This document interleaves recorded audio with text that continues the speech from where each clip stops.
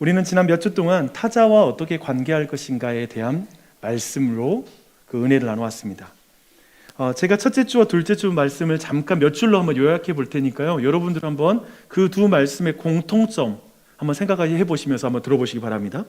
로마서 12장 9절 이하의 말씀을 첫 번째 우리가 나눴었는데요. 악에게 지지 말고 선으로 악을 이기라 라는 말씀이었죠. 우리는 그 말씀을 통해서 사랑스럽지 않는 자를 어떻게 사랑할 것인가, 그 사랑하는 삶에 대해서 함께 나눴습니다. 그리고 우리는 누가복음 10장 이하에 나오는 그 선한 사마리아인의 비유를 통해서 나에게 적대적인 원수가 강도를 만났을 때 그의 이웃이 되어주는 것, 이웃이 되어주는 그 삶을 통해서 또한 우리는 함께 살펴봤습니다. 여러분, 이 두 말씀, 악에게 지지 말고 선으로 악을 이기라 라는 말씀과 함께 이 선한 사마리아인의 비유, 이 안에 있는 공통점 여러분 발견하셨어요? 그것은 나에게 적대적이고 나를 싫어하는 원수를 사랑하라는 말씀의 면에서 이 안에 지금 공통적인 어떤 분위기를 읽을 수가 있습니다. 근데 이 공통점은 사실 여러분의 마음을 굉장히 불편하게 했을 거예요. 또 이왕에 하나님 이웃 사랑하라는 말씀 주실 때 좀 뭔가 사랑받을 사람, 좀 편한 대상을 놓고 사랑하라고 명령해 주시면 좋을 텐데 왜 굳이 이런 인물들을 다 끄집어내서 이렇게 말할까라는 이런 질문이 생깁니다. 근데 예수님은 이런 질문에 대해서 오늘 말씀 뒤에 있는 마태복음 5장 43절 이하에서 이렇게 대답하고 있습니다. 내 이웃을 사랑하고 내 원수를 미워하라 하였다는 것을 너희가 들었으나 나는 너희에게 이르노니 너희 원수를 사랑하며 너희를 박해하는 자를 위하여 기도하라. 이같이 한즉 하늘에 계신 너희 아버지의 아들이 되리니 이는 하나님이 그 해를 악인과 선인에게 비추시며 비를 의로운 자와 불의한 자에게 내려주심이라. 너희가 너희를 사랑하는 자를 사랑하면 무슨 상이 있으리요? 세리도 이와 같이 아니하느냐? 또 너희가 너희 형제에게만 무난하면 남보다 더하는 것이 무엇이냐? 이방인들도 이같이 하느니라. 그러므로 하늘에 계신 너희 아버지의 온전하심과 같이 너희도 온전하라. 보십시오. 예수님의 말씀은 매우 명백하게 우리에게 말씀하고 있습니다. 자신에게 호의적인 대상이 아니라 적대적인 사람에 대한 태도와 말, 그 행함은 하나님의 자녀로서의 정체성과 밀접하게 연관이 된다는 것입니다. 예를 들면 형제에게만 무난한 것은 이방인도 하는 것이다. 자기에게 선하게 대하는 사람에게 선을 대하는 건 그건 세리도 하는 거야. 근데 너의 정체성을 드러낼 수 있는 그리스도인의 정체성은 너에게 호의적이지 않고 너에게 적대적인 사람에게 어떻게 대하는가, 그걸 통해서 너의 정체성을 말할 수 있다라고 이렇게 지금 분명하게 말씀하고 있습니다. 근데 오늘 주제도 이 정체성하고 관련이 있습니다. 오늘 주제는 화해와 용서와 관련된 주제입니다. 이것을 저는 이제 두 본문을 통해서 이걸 설명할 텐데요. 우선 마태복음 5장 그리고 마태복음 18장입니다. 마태복음 5장을 통해서 저는 내가 해를 입힌 사람, 내가 해를 입힌 사람에게 어떻게 행할 것인가에 대해서 함께 살펴볼 것이고요. 그리고 18장을 통해서는 내게 잘못한 사람에게 어떻게 대할 것인가 라는 이 두 가지를 함께 살펴보도록 하겠습니다. 먼저 마태복음 5장 23절과 24절로 첫 번째 질문 한번 볼게요. 그러므로 예물을 제단에 드리려다가 거기서 내 형제에게 원망 들을 만한 일이 있는 것이 생각나거든 예물을 제단 앞에 두고 먼저 가서 형제와 화목하고 그 후에 와서 예물을 드리라. 이 말씀 너무 익숙하기 때문에 그냥 넘어가기 쉬운데요, 굉장히 우리를 당혹스럽게 하는 말씀이에요. 왜냐하면 우리가 생각하는 예배의 순서, 어떤 종교적인 순서와 다르기 때문에 그렇습니다. 우리는 하나님과의 관계를 가장 중요하게 생각하죠. 그래서 예배 시간에는 우리 아이들이 울더라도 뭘 요구하더라도 안 돼! 라고 말하고 하나님께만 집중해야 돼! 라는 걸 말하죠. 그런 부분이 있어요. 근데 지금 말씀 보니까 사랑과의 관계는 그 다음이라고 생각하는 경향이 있는데 지금 오늘 말씀은 그걸 좀 약간 뒤집는 것 같아요. 예배를 드리는 중에 예물을 제단 앞에 드리려는 중에 뭔가 다른 사람에게 원망 들을 만한 일이 있거든 그 사람하고 먼저 화해하고 나중에 와서 예배 드리라 이렇게 말하고 있죠. 오늘 표현에는 먼저와 나중에 그 후에라는 표현이 되게 선과 후를 먼저 가리듯 말하고 있습니다. 이것은 아마도 우리 모두가 생각하는 종교적인 기대, 신이 먼저이고 그 다음에 인간은 나중이야, 그런 부분 물론 어떤 면에서 그게 맞지만요, 특별히 오늘 본문에서 그것이 좀 바뀐 것 같아서 좀 약간은 우리에게 생소하다는 거 정도를 확인했으면 좋겠어요. 그리고 나서 이 말씀을 또한 우리가 이대로 순종하려고 할 때에도 이 본문은 굉장히 우리에게 당혹스러운 본문입니다. 여러분, 예배 도중에 지금 오늘 예배 드리다가 순간적으로 말씀 듣다가 여러분에게 형제 원망 드릴 만한 일을 이번 주에 한 거예요. 갑자기 예배 시간에 일어서서 나가는 거예요, 사람들이. 이걸 그대로 문자적으로 적용하면 그런 일이 벌어지지 않겠습니까? 그렇다면 그 또한도 굉장히 당혹스러운 그런 말씀이기도 합니다. 지금 우리는 예수님이 산 위에서 지금 제자들을 모아놓고 하시는 산상수훈의 말씀을 우리가 보고 있는데요. 지금 그 말씀은 사실 굉장히 상식을 깨고 전달되고 하나님께서 예수님께서 전달하고 싶어하는 중요한 메시지가 있는 본문이라는 걸 우선 그 정도를 확인하고 오늘 말씀을 계속 살펴보겠습니다. 23절 사실 말씀 보면요, 그러므로라고 이렇게 시작하고 있습니다. 그래서 21절과 22절을 여러분 한번 눈으로 한번 읽어보세요. 그리고 말씀을 들어보십시오. 십계명에는 살인하지 말라는 명령이 있습니다. 아마도 종교사회인 유대인들과 그리고 오늘 이 말씀을 듣고 있는 여러분들, 교회에 익숙하고 오랫동안 교회에 나왔던 여러분에게도 아마도 이 명령, 살인하지 말라라는 이 명령 어때요? 어쩌면 우리 모두 잘 지키고 있는 말씀일 거예요. 전혀 나와 상관없는 말씀이기도 하죠, 그렇죠? 그런 의미에서는. 그런데 예수님은 예수님을 따르기로 결정한 그 제자들에게 이 명령을 풀어서 이렇게 설명합니다. 나는 너에게 이르노니 형제에게 노하는 자마다 심판을 받게 되고 형제를 대하여 라가, 곧 골빈 놈, 얼간이 정도로 해석할 수 있습니다. 라가라고 욕하는 자는 공회에 잡혀가게 되고 미련한 놈이라고 하는 자는 지옥불에 들어가게 되리라 라고 이렇게 말하고 있습니다. 지금 이 말씀이 무슨 말씀인가요? 지금 예수님은 살인이라는 행동의 뿌리가 뭐냐면 분노와 적이, 다른 사람을 무시하는 것, 멸시하는 것, 바로 그게 살인의 뿌리겠죠. 살인하는 행동의 뿌리일 거예요.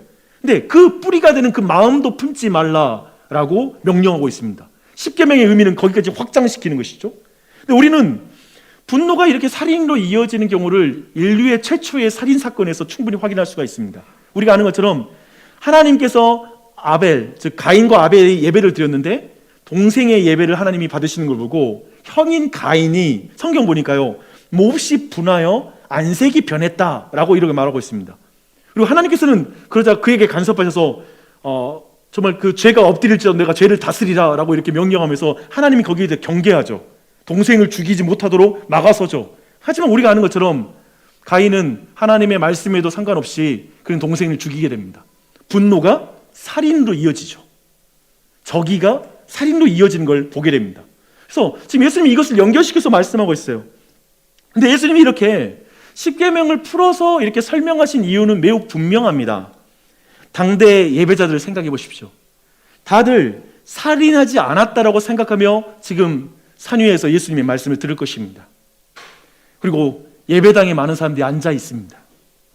그러나 타자에게 쉽게 화를 냈고, 그리고 가까운 형제에게 또 생각이 있는 거야, 없는 거야.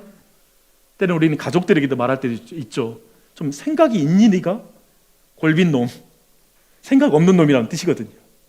그렇게 말하기도 하고 비난하고 미련한 사람이라고 말하면서 상처를 주는 일이 있죠.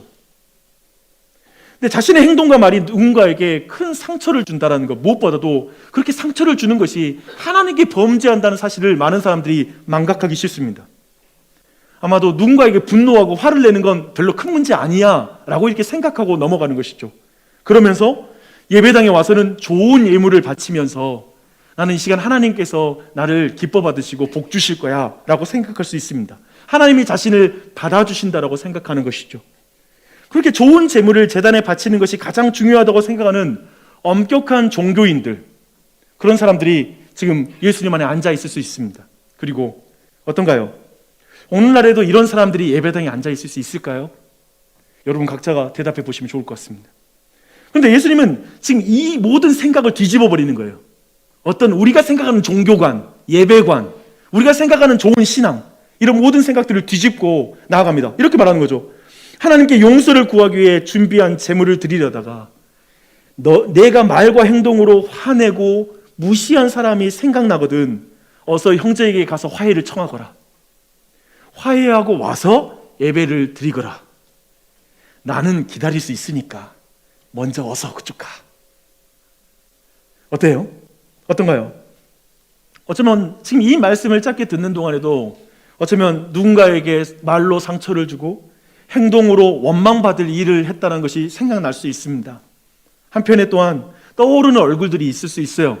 그래서 이 말씀대로 지금 예배당 나가고 싶은 분 계신가요? 그럴 수 있겠죠. 원로서 가서 화해를 해야 되겠다라고 생각하는 분이 있을 수 있습니다. 그렇다면 진짜 감사한 일이죠.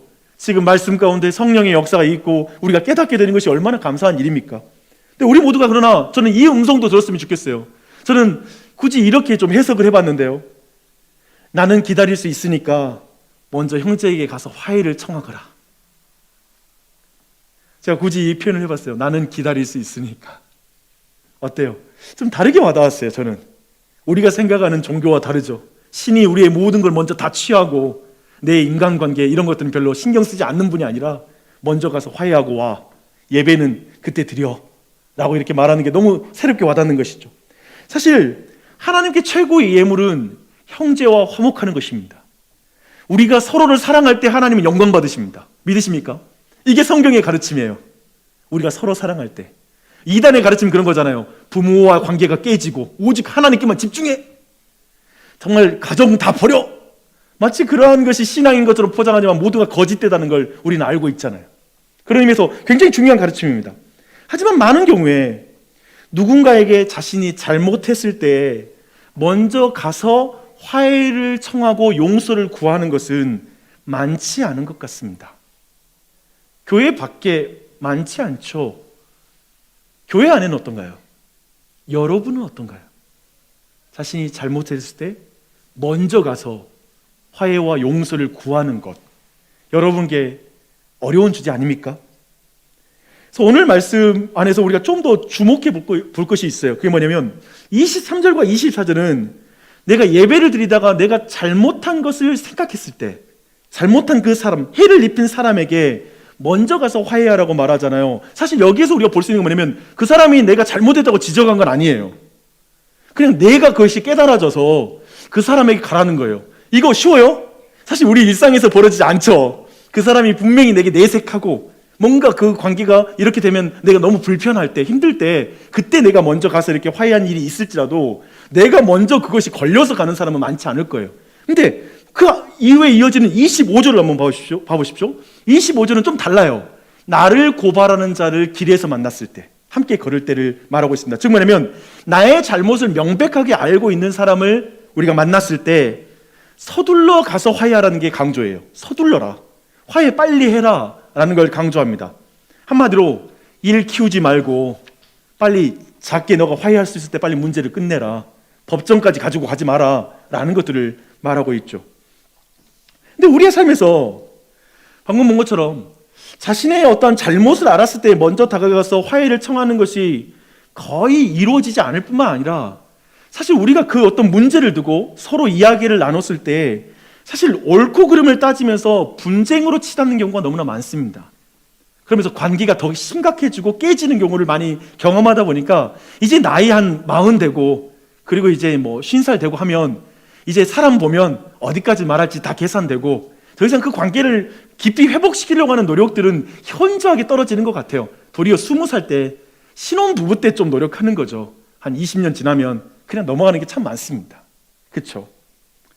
근데 사실 이렇게 어떤 의미에서는 어떤 문제를 우리가 깊이 잘 다루는 법을 모르는 거죠. 어떤 문제를 같이 나누고 성숙해지는 법을 우리가 개발하지 못하고 있다라고 생각할 수 있을 것입니다. 왜 그럴까요? 왜냐하면 자기 중심성 때문에 그렇습니다. 모두가 자기 중심적입니다. 한번 가인을 한번 생각해 보십시오. 하나님의 동생의 예배는 받고 그리고 자신의 예배를 받지 않는데 왜 동생을 죽여요? 이게 논리적이세요? 논리적이지 않잖아요. 우리가 생각할 때. 근데 철저히 자신의 문제를 보지 않는 거예요. 자신의 예배에 뭔가 문제가 있다는 생각은 거의 계산하지 않죠. 다만 뭐냐면 하나님은 둘 중 하나의 예배만 받으시는데 동생 예배 받으니까 하나님이 내 예배를 받을 여유가 없는 거지. 저 동생이죠.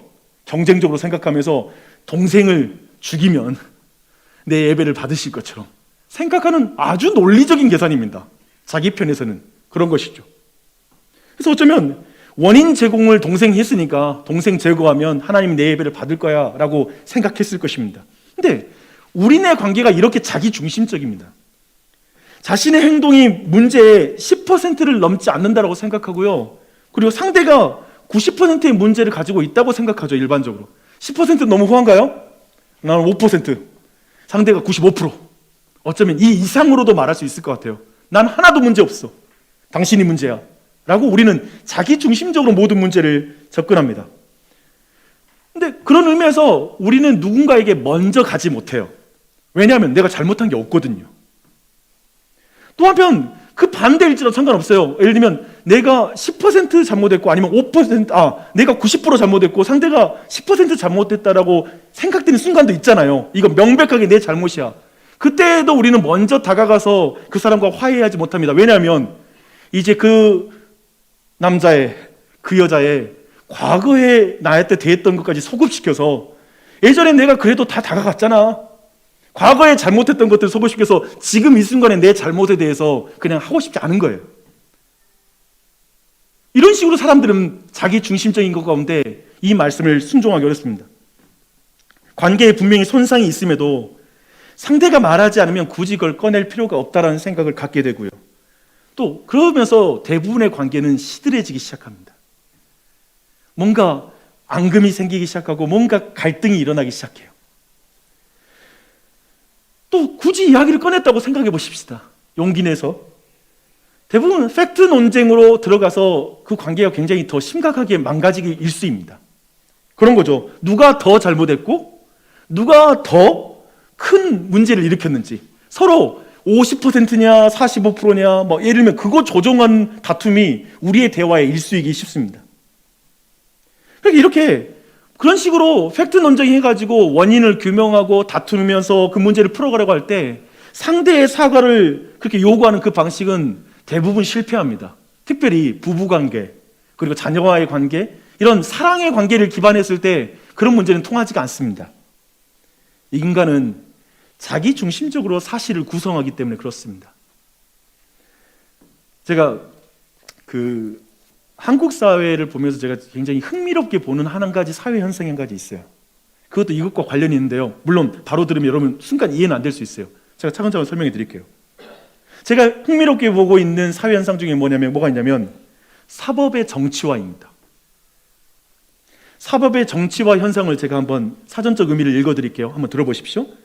사법의 정치화란 검찰, 법원, 헌법재판소 등 사법 영역이 헌정주의와 이에 따른 법 해석 권한을 근거로 대화와 타협의 대의민주주의의 정치적 공간인 국회의 입법 영역을 대체, 개입 혹은 압도하여 사회적 자원의 권위적 배분에 있어 결정자 역할을 하는 것을 의미한다 라고 말합니다.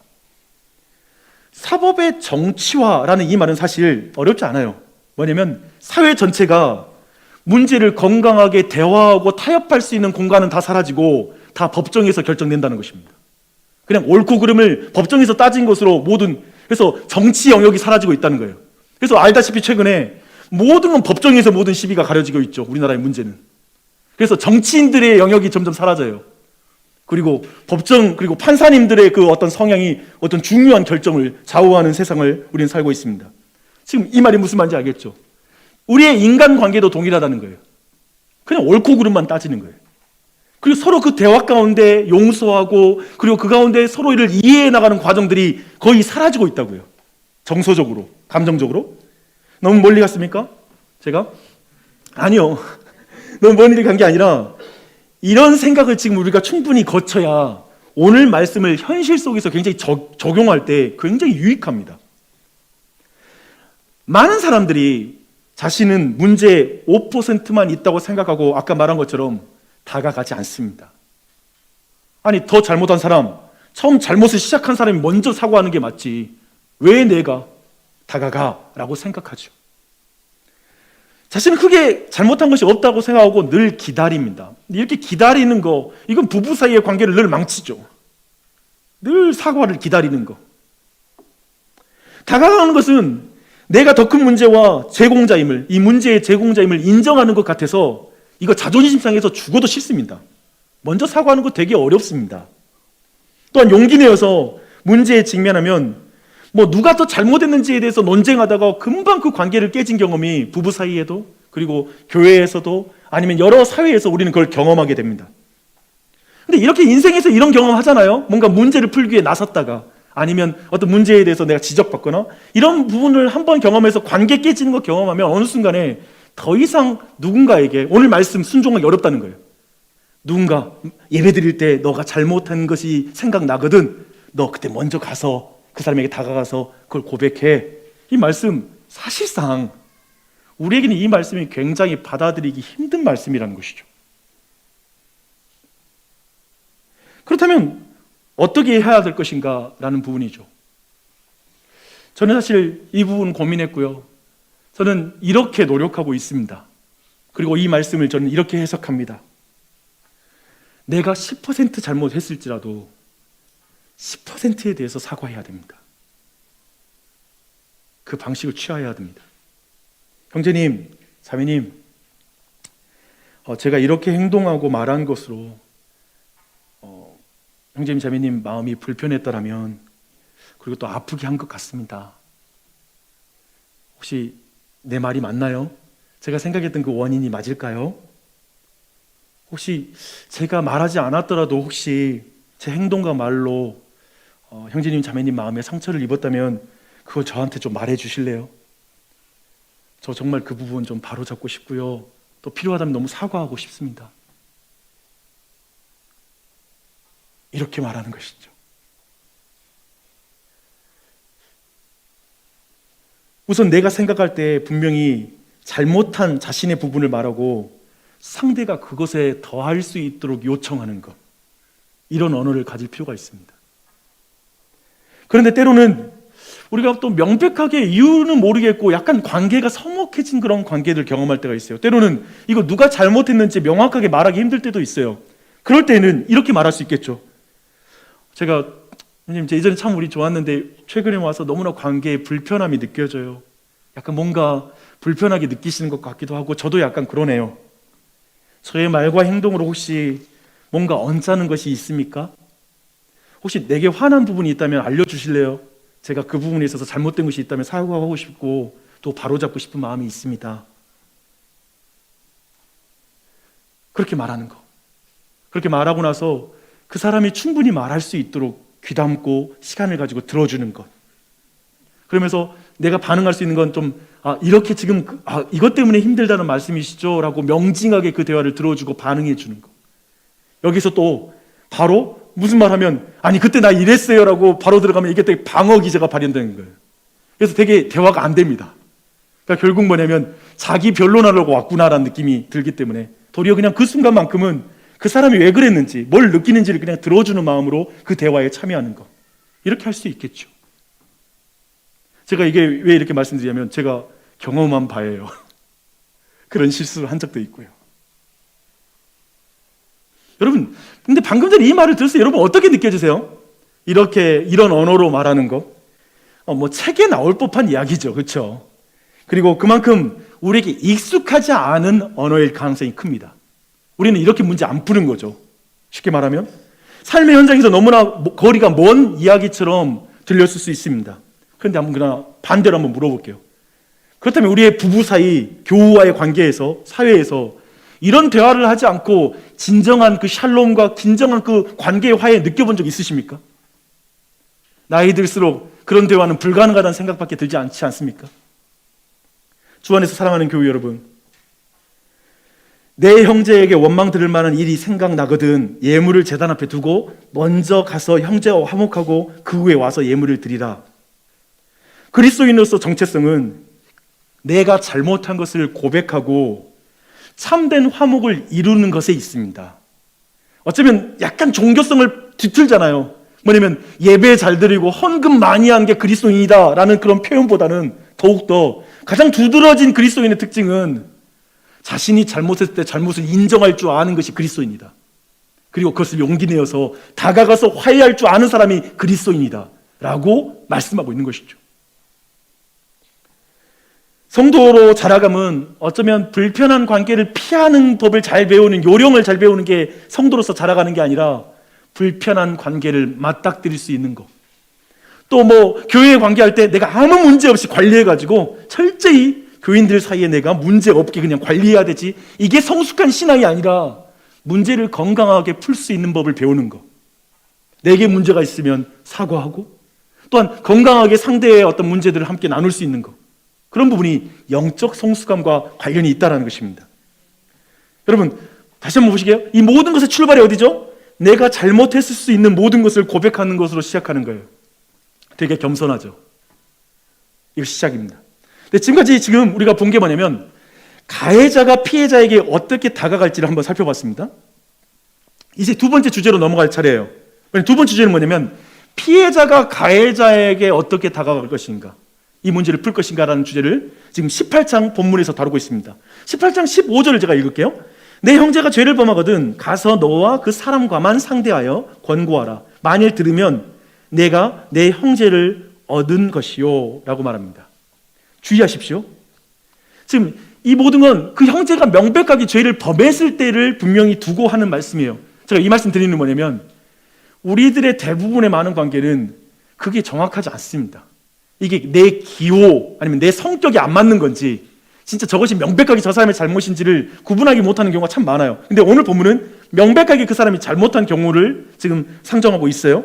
근데 우리는 로마서 12장 9절을 통해서 이 부분을 살펴봤거든요. 그때 우리가 거짓이 없는 사랑이라는 걸 다루면서 형제가 진리 안에, 즉 죄 가운데 있을 때 어떻게 이끌어줘야 되는지에 대해서 함께 살펴봤습니다. 그때 우리가 본 게 뭐냐면, 우리 마음 편하려고 내 유익을 위해서 상대의 죄를 지적하는 게 아니라, 그 죄가 상대를 망가뜨리기 때문에 상대를 사랑하는 마음으로 상대에게 그런 죄를 지적해야 된다, 그 부분을 다뤄야 된다는 걸 살펴보았습니다. 근데 오늘 본문에도 그게 나와요. 우리가 형제를 권고하는 이유는 뭐냐면, 형제를 얻기 위해서 행해야 된다라고 말하는 것입니다. 그러니까 우리가 누군가의 어떠한 문제를 지적할 때는 그 사람이 회복되기 위해서 하는 거예요. 너가 나를 이렇게 힘들게 했어? 너도 한번 고통당해봐 라는 보복과 안갚음으로 하는 게 아니라는 거예요.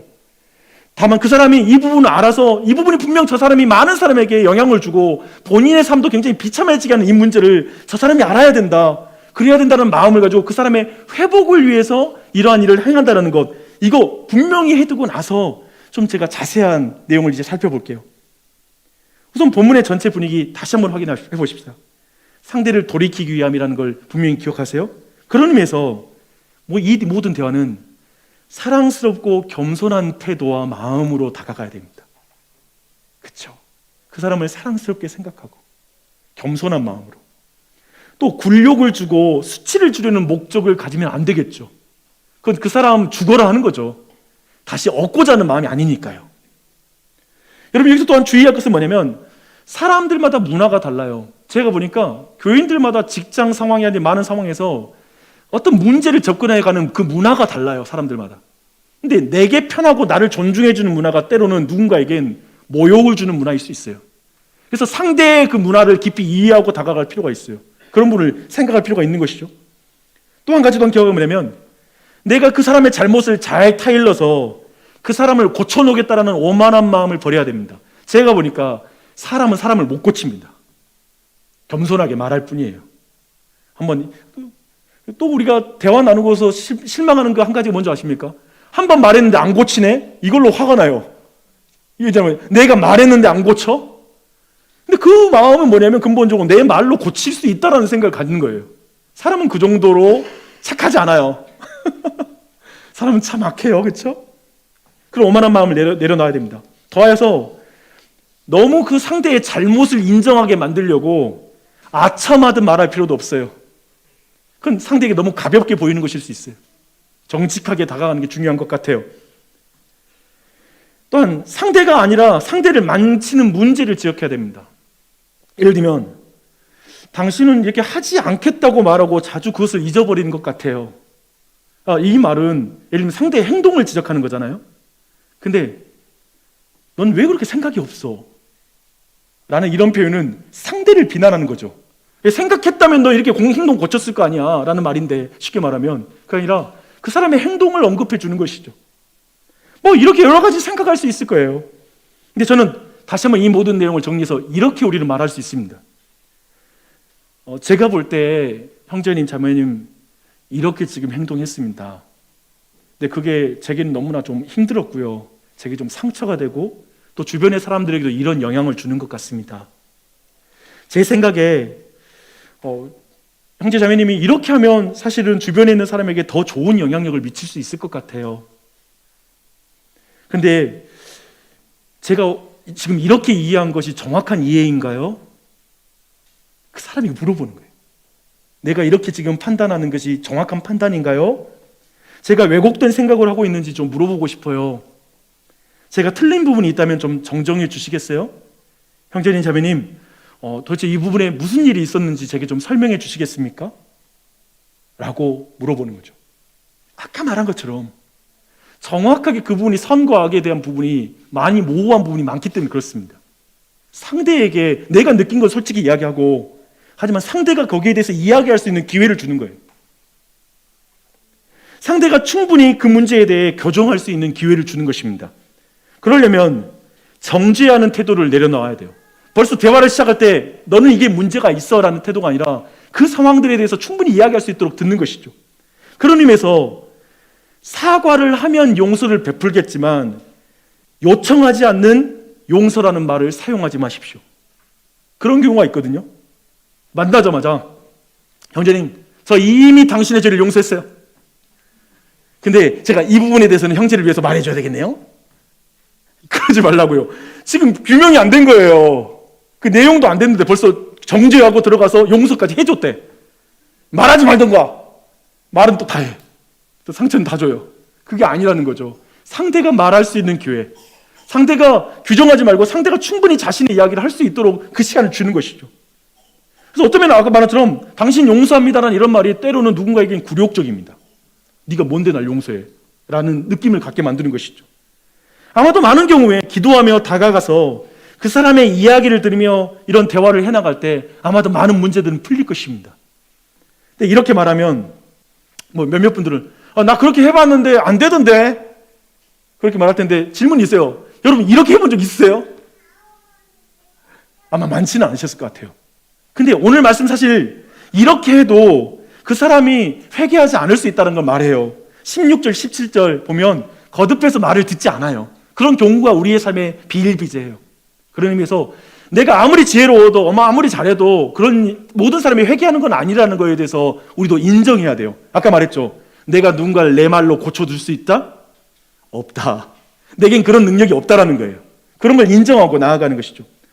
이렇게 보면 어떤가요? 이제 두 개의 5장과 18장을 통해서 내가 잘못한 사람, 그리고 내게 잘못한 사람과 어떻게 관계할 것인가에 대한 성경의 내용을 제가 오늘은 최대한 대로 적용적으로 그 부분을 한번 다뤄봤습니다. 근데 이렇게 말하면 다들 좀 뒤로 나가 떨어질 것 같은 기분 드시죠? 왜냐하면 그런 표현이 너무나 내 안에 개발되지 않았을 뿐만 아니라 별로 이렇게 많이 생각해보지 않은 주제일 수 있으니까요. 아마도 이 모든 대화에서 여러분이 느꼈던 건 자기 부인이 엄청나게 필요하구나. 진짜 신중해야 되구나. 그리고 저걸 위해서는 감정과 그 시간을 얼마나 써야 될지가 충분히 막 느껴지니까 나는 차라리 저런 문제에 접근하지 말고 그냥 물러나야 되겠다는 생각을 가질 수 있을 것입니다. 그런데 성경은 그런 대가를 지불할 가치가 어디에 있다고 보냐면 그 영혼을 얻기 위해서라고 말하는 거예요. 여러분 주목하십시오. 그 영혼을 얻기 위해서라면 우리는 누군가의 어떤 그 죄를 접근할 때에도 신중해야 되고요. 더 시간을 쓰면서 기도해야 되고요. 내 지혜로는 안 되니까 하나님께 도와달라고 해야 되고요. 그 사람의 마음을 만져달라고 말하면서 그 말 한마디 한마디 신중하면서 상대에게 어떤 인격적인 관계로 기회를 줘야 되고요. 그래야 된다는 거예요. 왜냐하면 그 영혼을 얻어야 되니까. 그 영혼이 잃어버린 영혼으로 시험과 악에 빠져있는 대로 내버려두면 안 되니까 우리는 그 부분에 있어서 신경을 쓰고 그리스도인들은 여기 힘써야 된다는 걸 알 수가 있습니다. 이제 오늘 말씀 전체적으로 한번 정리를 해볼게요. 내가 해를 입혀 깨어진 관계를 다시 회복하는 것, 그리고 내게 해를 입힌 사람과 다시 회복하는 건 여러분 솔직하게 대답해 보세요. 가능합니까? 이제 40 넘어가고 50 넘어갈 때부터는 한번 틀어지면 이제 거의 안 된다는 생각이 우리를 지배하는 것 같아요. 그렇죠? 오늘 말씀에서도 우리가 주목할 것은 뭐냐면 또 한 가지 말씀드릴게요. 뭐냐면 또 이 문제를 위해서 먼저 다가가는 게 잘 안 되잖아요. 그렇죠? 근데 사실 오늘 말씀 5장과 18장의 모두 공이 모든 관계의 회복을 시작하는 건 당신이라고 말해요. 그 사람이에요. 그러니까 가해자로서 먼저 피해자에게 가야 한다는 그 말씀은 뭐 실천은 못하더라도 이해는 되잖아요. 가해자가 먼저 가는 게 맞지 라는 생각이 들어요. 그런데 18장은 뭐냐면 피해자로서 가해자에게 가야 한다는 말씀은 이해가 안 되는 거예요. 벌써 이거 턱 막히죠. 우리는 늘 문제를 먼저 만든 사람이 관계 회복을 먼저 시작해야 된다고 생각합니다. 그런데 성경은 지금 누가 먼저 원인이냐 아니냐 따져 묻지 말라는 것으로 보여요. 그 원인 찾지 말고 누가 더 잘못된지 생각하지 말고 라고 말하고 있죠. 그래서 관계 회복의 시작은 사실 악한 자가 먼저 시작하는 법은 없다라는 거예요. 성경은. 생각해 보십시오. 상대가 깨닫지 못하고 있는데 어떻게 시작을 하겠어요? 그곳에서 알고 있는 사람이 시작할 수 있다라는 것이죠. 그래서 성경은 이렇게 말하는 것입니다. 항상 은혜 받은 자가 먼저 다가갑니다. 그리고 예수님의 제자가 먼저 다가갑니다. 그게 바로 그리스도의 제자들의 독특한 특징이다라는 걸 우리에게 말해주고 있죠. 여러분 자신의 관계를 한번 돌아보십시오. 신앙이 성장하면서 자라갈 부분이 사실 이 부분이에요. 먼저 다가가는 사람이 되는 것. 그리고 관계가 소원해지고 서먹해지고 긴장감이 흐를 때 이렇게 먼저 다가가는 거 어마어마하게 힘듭니다. 제가 볼 때는 이 부부관계에선 진짜 심각해요. 뭐냐면 부부관계는 이미 너무나 많은 노력도 해왔기 때문에 이제 어느 순간에 내가 먼저 다가간다는 건 이건 정말 어마어마한 어떤 에너지가 필요한 일이죠. 힘겨운 일이 돼요. 내가 피해자라는 생각에 사로잡히는 한 결코 먼저 다가가는 법이 없습니다. 어떻게 다가갈 수 있을까요? 아까 말했지만 그때 우리 구주 예수님을 먼저 생각하십시오.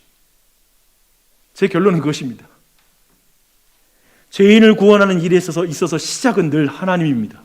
성경은 그걸 말합니다. 어둠이 빛을 먼저 찾았다라고 말하지 않죠. 어둠이 세상에 비치는 것이죠.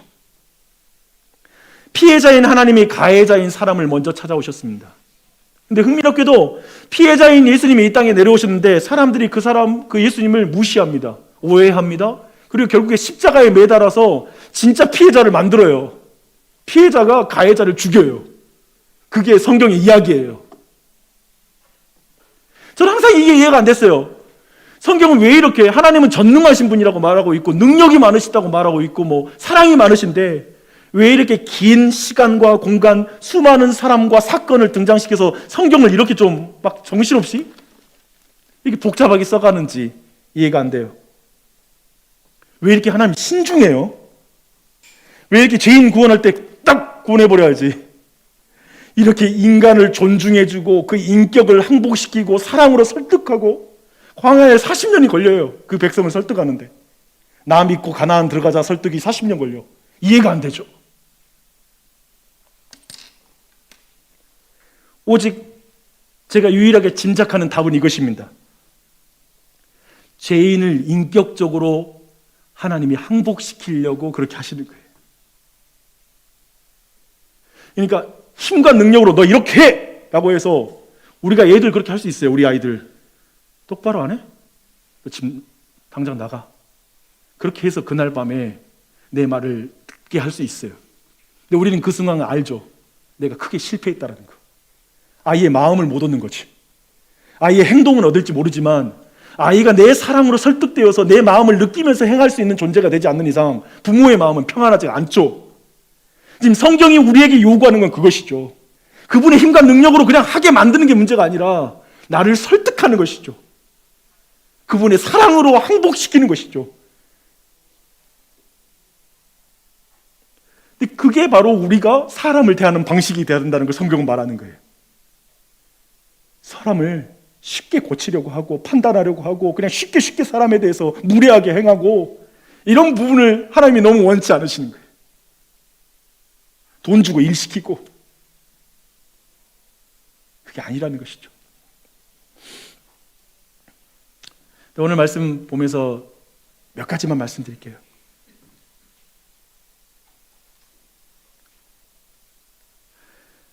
첫 번째는 우리는 이 오늘 말씀 봤을 때 사실 우리는 그 관계 회복을 위해서 나아가는 것은 두려운 주제인 것 같아요. 제일 먼저 두려운 감정. 근데 제가 느꼈던 거, 제 경험을 간증하면 저도 교회를 담임을 하면서 두려운 관계들이 있어요. 내가 뭔 말을 했을 때 관계가 깨지지 않을까에 대한 두려움이 너무나 많은 것도 있었어요. 근데 그 과정 속에 제 자신도 경험했던 바는 뭐냐면 사실 오늘 말씀들을 거의 실천하면서 문제가 풀렸던 경험도 있어요. 실제로 가서 말했을 때 나쁜 결과가 안 나오더라고요. 그 사람들도 기다리고 있었고 마음을 열고 내 이야기를 들어주고 대화했던 경험을 했던 것 같아요. 그래서 너무 두려워하지 말자. 항상 우리가 막 생각하고 계산한 것으로 사람과의 관계를 풀려고 하지 말자. 내가 용기 내서 다가가면 사실 상대도 준비될 수 있다. 이거 첫 번째. 두 번째는 말하는 거 뭐냐면 서툴게 시도하십시오. 오늘 말씀 듣고 결론은 어떻게 날 수 있냐면요, 한 가지의 극단적 잘못된 사례 뭐냐면 저렇게 나에게 잘못한 사람에게 다가가야 되고 내게 잘못한 사람을 대한다면 나는 저렇게 못하겠어, 이거예요. 근데 제가 배운 건 이거예요. 서툴게 하세요.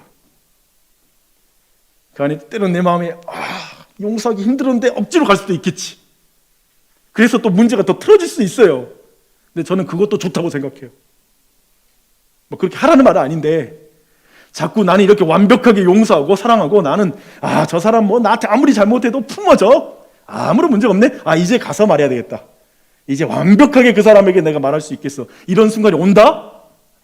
우리 애들 키울 때 그렇게 와요. 그게 복잡한 감정 속에 내가 누르고 말할 때가 많죠.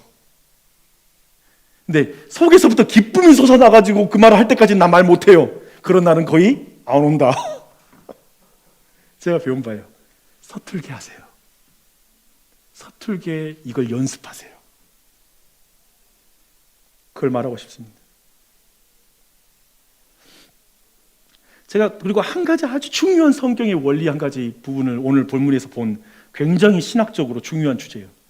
그게 뭐냐면 오늘 5장에서 말한 것의 특징이 뭐냐면 하나님께 그 용서를 구하는 예물을 바치는 거잖아요. 제물을 바치는 거잖아요.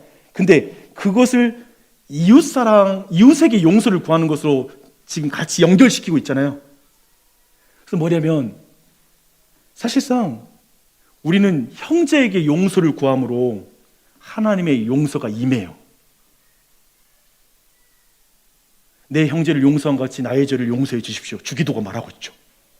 그러니까 이 부분이 철저히 종교적으로 많이 가려진 건데, 예를 들면 우리는 밀양이라는 영화의 내용을 싫어해요. 그리고 안 믿어요. 뭐냐면 그 밀양이라는 영화에서 그 자기 아들을 죽인 살인자가 어느 순간 그를 용서하려고 용기 내서 갔는데 그가 자신은 하나님 만나서 이미 용서받았다고 말했을 때 그 말을 들은 여자는 왜 내가 용서하는데 하나님이 용서해? 라고 말하면서 크게 시험 드는 장면이죠. 그게 영화의 하나의 중요한 줄기인데, 예를 들면 우리는 그것이 잘못됐다고 말해요.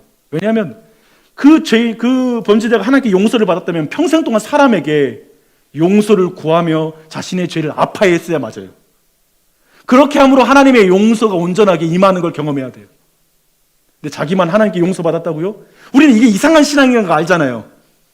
분명히 피해자에게 내가 직접 용서를 구해야 되는 거 알잖아요. 이건 연결됐죠, 그렇죠? 이 부분이 연결이 되죠. 근데 18장이 우리 안에 연결 안 되는 부분이에요. 18장이 매우 독특한데요. 뭐냐면 누군가가 죄를 지적받아요. 그렇죠? 누군가의 죄를 우리가 다루어요. 그리고 그 사람이 회개할 수 있는 기회를 주는 거예요. 근데 성경은 뭐라고 말하냐면 너희가 땅에서 이것을 풀면 하늘에서 풀릴 것이요 땅에서 매면 하늘에서도 매일 것이다. 이게 마치 뭐냐면 내가 너의 회개를 위해서 사람을 보낼 텐데 그 사람에게 네가 말씀을 듣고 나서 네가 회개하지 않으면 하늘에서도 용서가 없다. 그리고 이 땅에서 너가 누군가 목회자거나 설교 시간이거나 그리고 상담을 가거나 신방을 가거나 이걸 통해서 너의 죄가 지적받을 때 그때 네가 거기에서 인정하고 받아들이고 그리고 거기서 회개할 때 하늘에서도 풀린다. 이 말씀이거든요. 이건 굉장히 어색해요, 우리에게. 왜냐하면 우리가 가지고 있는 기독교관은 뭐냐면 고해성사는 없으니까 그냥 내가 하나님께 용서받는 거지 뭐. 사람과의 관계에서 철저히 주관적이기도 하고 그냥 그런 마음이죠, 그렇죠? 근데 그게 아니라고요. 이 부분을 고민하셔야 돼요. 그런 의미에서 저는 이렇게 말하고 싶어요. 여러분 누군가에게 여러분의 죄를 지적받는다면 고칠 마음이 있으세요? 혹시 제가 이런 질문을 하고 싶어요. 여러분은 저에게 목사님 저의 문제가 뭔지 말씀해 주실래요? 라고 한 번이라도 말씀하신 분 계세요? 예를 들면 이게 굉장히 어색하죠. 목사님 보실 때 진짜 제가 가진 영적인 심각한 문제가 뭐예요? 라는 걸 저는 목회하면서 지금까지 한 번도 안 들어본 것 같아요. 그러니까 목회자를 통해 그런 부분을 진짜 만져지고 교정당하는 이런 부분을 우리는 어색한 주제예요, 사실은. 근데 저는 이 부분이 굉장히 우리의 신앙 영역에서 굉장히 중요한 영역으로, 왜냐하면 아까 용서를 할 때에도 사람에게 용서를 구해야 되듯이 이 땅에서 내 죄가 하나님 앞에 발견되고 회개될 때도 하나님이 직접 나를 깨닫게 하시는 것도 있지만 형제를 통해 설교를 통해 이런 관계를 통해서 깨닫게 하는 부분이 있다는 걸 여러분 아셔야 된다는 거예요. 그렇겠죠. 그런 부분에 대한 부분 한 가지 언급하고 말씀 좀 마무리하고 싶습니다. 근데 그거 아세요? 오늘 18장 다음의 말씀이 용서하지 못하는 종의 비유가 나옵니다. 제가 느꼈던 거냐면 우리 모두 진짜 용서받고 싶은 마음이 우리 안에 간절히 있습니다. 어떤가요? 용서받고 싶으시죠? 부부 사이에도 그렇고 친구 사이에 많은 우정관계에서 우리 사실은 용납받고 싶어하는 게 어마어마합니다. 엄청난 자유함을 주잖아요. 행복하잖아요. 그것과 함께 여러분 생각해 보십시오. 여러분의 배우자를 용서하고 계십니까? 또 한 가지, 여러분의 자녀들을 용서하십니까? 부모님을 용서하십니까?